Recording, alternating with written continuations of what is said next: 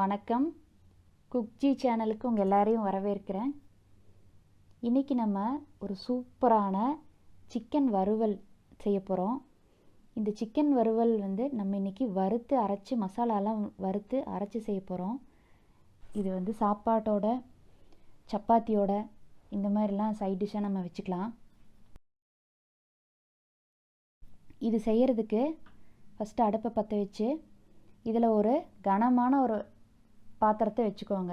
ஒரு கடாயோ வடசட்டியோ எது அடி கனமாக இருக்கிற ஒரு பாத்திரத்தை வச்சுக்கோங்க. அதில் 2 ஸ்பூன் கொத்தமல்லி சேர்த்துக்கோங்க.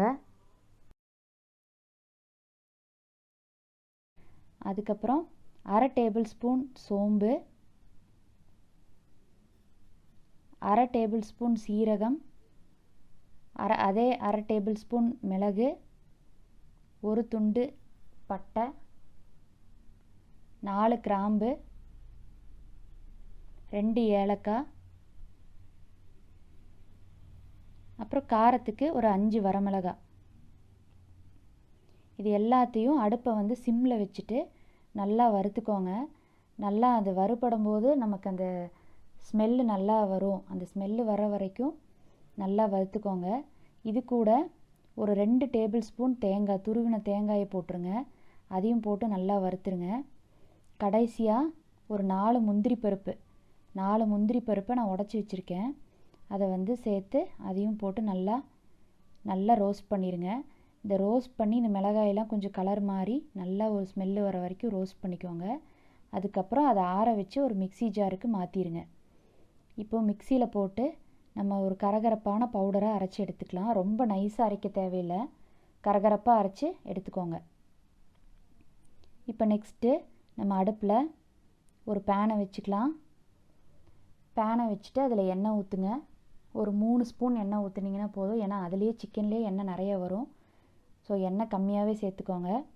அதில் எண்ணெய் சூடானதும் 1 டீஸ்பூன் இல்லை கொஞ்சமாக கடுகு போட்டுக்குங்க. கடுகு நல்லா பொரிஞ்சதும் 3 வெங்காயத்தை பொடியை கட் பண்ணி வச்சுருக்கேன் நான் இன்றைக்கி, அதையும் சேர்த்துக்கிறேன். இப்போ வெங்காயத்தை போட்டு நல்லா வதக்கணும். அந்த வெங்காயத்தோட பச்சை வாசனையெல்லாம் போய் நல்லா அது கொஞ்சம் கலர் மாறுற வரைக்கும், ஒரு கண்ணாடி மாதிரி ஆகிறது வரைக்கும் நல்லா வதக்கிக்கோங்க. அது கூட நெக்ஸ்ட்டு நம்ம இஞ்சி பூண்டு பேஸ்ட்டு சேர்த்துக்க போகிறோம். 2 டேபிள் ஸ்பூன் இஞ்சி பூண்டு பேஸ்ட்டு ஆட் பண்ணிக்கோங்க. அதையும் சேர்த்து நல்லா வதக்குங்க. அந்த இஞ்சி பூண்டோட பச்சை வாசனையெல்லாம் போகிறது வரைக்கும் நல்லா வதக்கிக்கோங்க. அதுக்கப்புறமா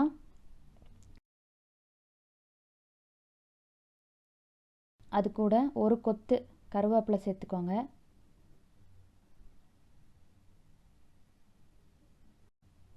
கருவேப்பிலை கொஞ்சம் வறுபட்டதுக்கப்புறமா நம்ம கட் பண்ணி வச்சுருக்கிற தக்காளி, 2 தக்காளியை பொடியாக கட் பண்ணி வச்சுருக்கிறேன், அதையும் போட்டுருங்க. போட்டு நல்லா வதக்குங்க. அந்த தக்காளியெல்லாம் நல்லா ஸ்மாஷ் ஆகணும், அது வரைக்கும் நல்லா வதக்குங்க. கொஞ்சம் ஃப்ளேமை கம்மியாக வச்சுட்டு நல்லா வதக்குனிங்கன்னா அந்த எண்ணெய் பிரிஞ்சு வரும்.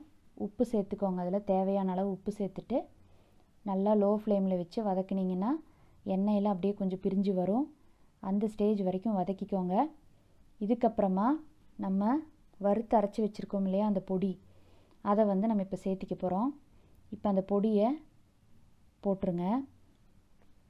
அந்த பொடியை போட்டு நல்லா மிக்ஸ் பண்ணிடுங்க. ஒரு வாட்டி நல்லா கலந்துருங்க.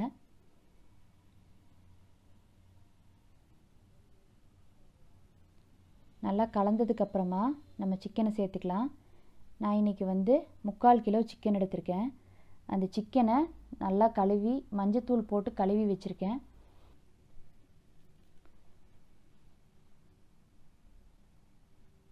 இப்போ இது நல்லா மிக்ஸ் ஆனதுக்கப்புறமா நம்ம இதில் அந்த சிக்கனை சேர்த்துடலாம்.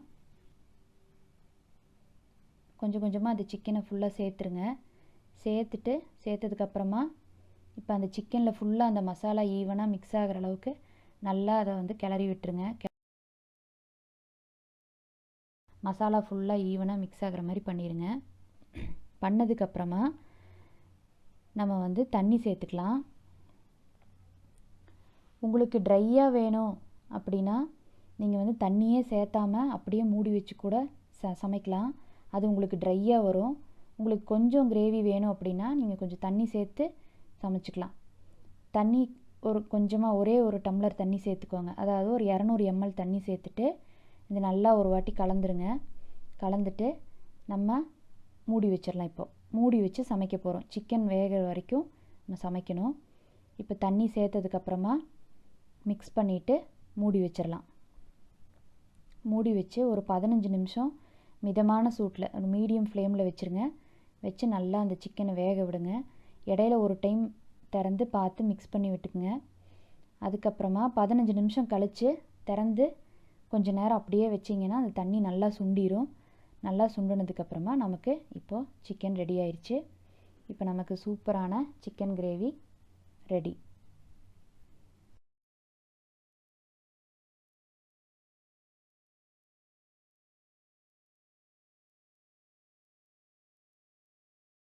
தேங்க்யூ.